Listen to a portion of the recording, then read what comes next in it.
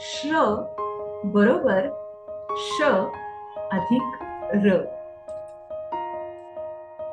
श्री या अक्षरामधला श आपल्या वर्णमालेत नाहीये, कारण श्र हे स्वतंत्र अक्षर नसून जोडाक्षर आहे.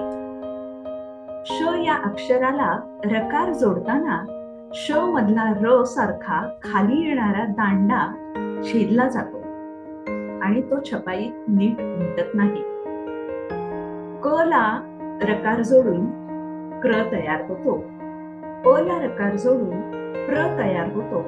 तसा श ला रकार जोडून श्र तयार करायला गेलं तर श मधला र सारखा जो खाली येणारा दांडा आहे तो छेदला जाऊन छपाईत नीट उमटत नाही.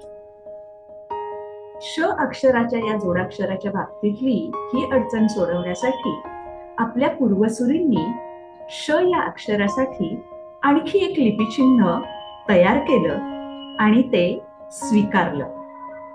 श्र अक्षरातला रकार काढून टाकल्यावर जे लिपिचिन्ह उरतं म्हणजे खरं तर रकार लागण्यापूर्वीचा श्र म्हणजेच श या अक्षराचं दुसरं लिपिचिन्ह आहे.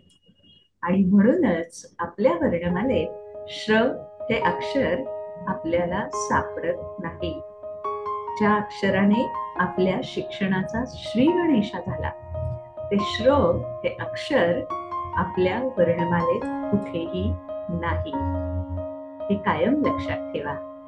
आणि श्र हे स्वतंत्र अक्षर नसून ते जोडाक्षर आहे आणि त्याची फोड अर्धा श अधिक पूर्ण र अशी आहे.